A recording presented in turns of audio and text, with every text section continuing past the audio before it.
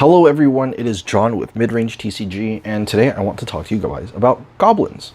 Now, just a brief introduction as to why I'm talking about goblins today. Once we see post-rotation, once the Kaladesh block, the Amonkhet block rotates out, what's the first red deck do you think that we'll see? Have you guys ever considered that? Now, what if I propose to you that Goblin Tribal is a very, very, very potentially good contender for a mono-colored deck in the upcoming format? Right, so you might be thinking, what the hell is this guy smoking, right? But I think you guys should hear me out for a moment. Now, as we're getting into the topic of red, I just want to state that, obviously, I've been playtesting a bit with this, with these decks, and it seems to be doing pretty well against the current meta decks. Obviously, you have to consider that a deck like Goblins is extremely good against artifact decks. It's also very good against decks that are just slower to pick up on, and also it lets you sort of mana ramp into like larger creatures. So you get to actually mana ramp into cards like Glorybringer or Kindling Phoenix, any of these like really oppressive cards. You can also actually play a deck that I've been coming up with called Goblins and Dragons. And it's really cool because what you do is essentially you play Skirk Prospector, you play your Wily Goblins, and what you do is you'll end up ramping into these giant creatures that just sort of take over the game, right? Obviously, there's a lot of talk about cards like Lathis, Dragon Queen. There's also a lot of talk about Demanding Dragon as a potential replacement for Glorybringer, but obviously, Demanding Dragon's not going to be as great as Glorybringer, just simply due to the fact that he doesn't have haste, right? He's a 5-mana 5/5, which is wonderful, and he's greatly statted. He also forces your opponent to sacrifice a creature, but the thing is, he doesn't deal 4 damage the turn he comes out. He doesn't deal 8 damage, right?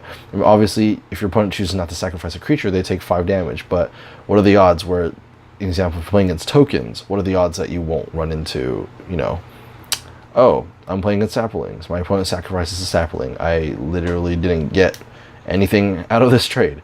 So we'd have to talk about the potential and where we can see goblins going in the future. Now, I want to talk about the entire tribal for this video, but I want to limit it down to 2 variations of goblins. Obviously, the first one on the left is with Fanatical Firebrand. This is going to be your aggro deck. Generally, in your aggro deck, what you want to do is you want to jet out as many goblins as possible, and you want to have cards like Goblin Trashmaster just sort of take over the game, right? So this card... so Goblin Trashmaster, if you guys didn't know, he is a... Sorry, let me change the lighting on this thing real quick. He's a 4-mana 4/4, excuse me, a 4-mana 3/3, which gives all goblins +1/+1. So he's essentially a banner for all your goblins. And on top of that, you can sack a goblin to destroy a target artifact. Now, that sounds insane. Absolutely insane. And when you couple this card with Siege Gang Commander, right here. Sorry about moving the camera, guys. If you couple this with a card like Siege Gang Commander, where you're able to just make 3 goblins, you're essentially saying, I get to destroy 3 artifacts this turn, right? Or I get to play a 3/3 that makes 3 2/2s, which is what, 9 damage? That's pretty good for a 5-drop. And then you also play it with synergistic cards like Goblin Warchief. And Goblin Warchief is a 3-mana goblin. He's a 3-mana 2/2, which gives all goblins haste, which means when he enters the battlefield, he gives himself haste. Now that's pretty good. If you don't think Goblin Warchief is good, think about it this way: you get to play Goblin Warchief on 3, and then you get to play Trashmaster on turn 4, or you get to play Goblin Commander on 4, or excuse me, Siege Gang Commander on 4, and that's actually really insane. Just due to the fact that Siege Gang Commander will instantly, he's pretty much a 5/5 split on 3 bodies for 5 mana, or for 4 mana with haste, so you can go wide, right? He also has the ability where you can pay mana to sack goblins and just deal damage. That's insane. And so this is where I can kind of see the aggro variation of the Goblin deck going. Obviously, there's one more deck, and that's the deck that I really wanted to talk about, which is sort of like the new Big Red deck. And if we're going to talk about the new Big Red deck, I think you guys might want to listen to what I have to say about these goblins. Now, historically, as you guys know, is when you play Big Red, you play cards that mana ramp you, right? Cards like Lannery Storm, cards like... Skirk Prospector, right? Skirk Prospector obviously is the perfect 1-drop in the deck, because what he does is he essentially says, I start at 2 mana, right? And then if your opponent is playing something like a Settle the Wreckage, you can still sack your goblins. If you have an example like a Siege Gang Commander on the field, you can sack your goblins to use his effect. So you go, pay 2 mana, sacrifice a goblin, I get to fling 2 damage at your face, right? And then you can also sack 2 of the goblins to fling 1. That's also another thing. So essentially, he can turn your sieging commander from a dead card into a into a shock. So that's like the small implication with Skirk Prospector. But there's also some other cool combos. An example, I'm pretty sure anyone that's played Red knows this combo, where you go turn 1 Skirk Prospector, turn 2 Wily Goblin, and what you end up with is you get a copy of a treasure artifact on your field, and you're essentially going turn 2, I now have 5 mana.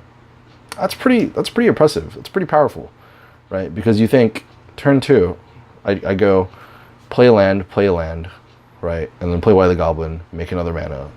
By the time turn 3 hits, if I don't have a land drop, I still have a Sieging Commander alive. I still have a Goblin Trashmaster alive.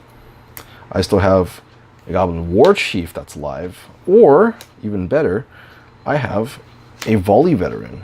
And I think one of the cards I wanted to talk about today is Volley Veteran as well, where he just poses a very immediate threat. Playing goblins, you might think, oh, you know what, they're just a bunch of like 1/1s and 2/2s, right? They're not like an insanely strong deck.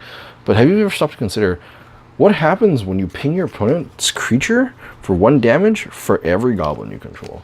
Now, let me bring up one more creature, Goblin Instigator. Now, I have talked with a couple of friends of mine who are actually very big. They're very like into playing goblins, and they're very into playing cards like Instigator. And when we first had the spoiler for M19, every one of the players at my LGS who played goblins actually thought this card was going to make the deck broken, right? And then on top of that, we have another card that everyone has since it's released has always talked about, and it's the most hated 3-drop in the entire meta right now. And if I can find it real quick, give me 1 moment. Here it is. It's Goblin Chain Whirler. If you guys didn't know, Goblin Chain Whirler is a 3-mana 3/3 with first strike, which is already insane. And on top of that, when he enters the battlefield, he deals 1 to the board.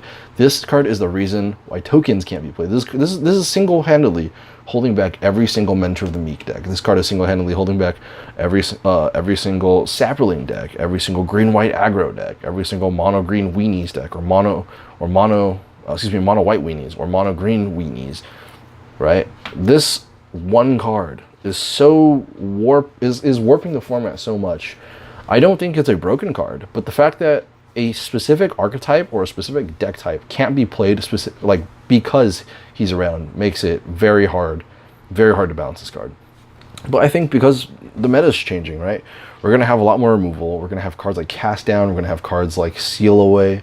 Cards like Vraska's Contempt. We have Murder in the meta. Black has a lot of like very strong removal right now. Most of it's almost nearly unconditional removal, right? Obviously we're losing cards like Fatal Push, but that's absolutely okay, right? Because if you think about it, we've got 9 blocks coming in with Guilds of Ravnica. So the combo is pretty much you go turn 1 Skirk Prospector into either turn 2. I need to stop hitting this thing. Sorry guys. Into turn 2. Wily Goblin, make a treasure, or you go turn 2 Goblin Instigator, make another Goblin token, right? I make another Goblin token, and I'm still sitting at 5 mana. Why? Because I can just sack 2 Goblins. So it gives me that option. And the thing with Goblin Instigator versus Wily Goblin is Instigator lets you play into a different mana color, right? He lets you play into a different mana color because he's a colorless plus a red.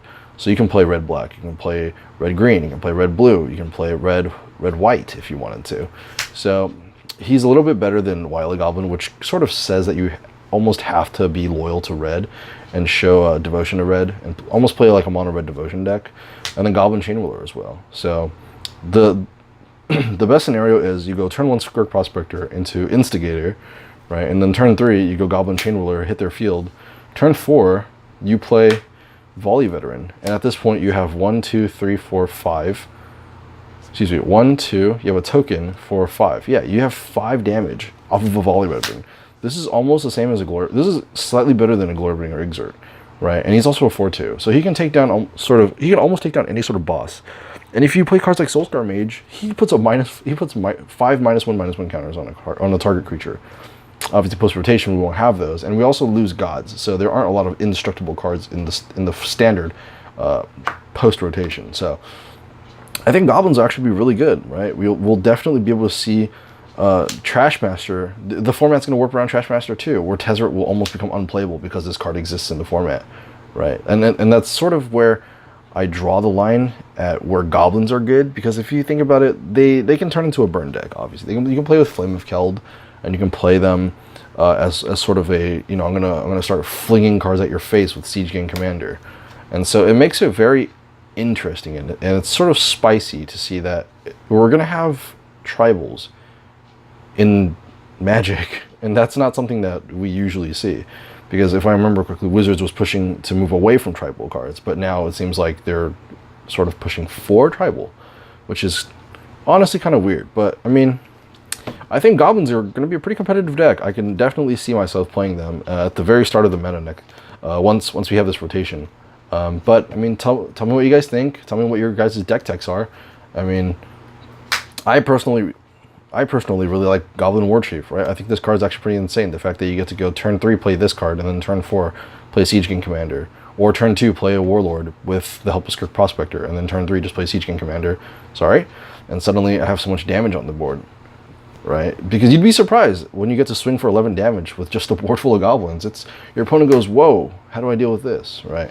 So I mean, tell me what you guys think. Let me know if you guys think there will be a better dragon deck, and I'll put up another video talking about Goblins and Dragons and the potential of Goblins as a mana ramp source. They'll feel them. They feel an engine on their own. Like I said, do let me know what you guys think. Don't forget to like, comment, subscribe in the video, and I am still giving out the Aether Revolt. I will be giving out 1 pack for every 10 subscribers that I get. I believe that's what it was, if I'm not mistaken. If I am mistaken and it's 2 packs for every 10 subscribers or 2 packs for every 20, I will go back and I will check the other video and I will let you guys know. But I mean, for now, stay salty, my friends. Play some good Magic, and I will talk to you guys soon.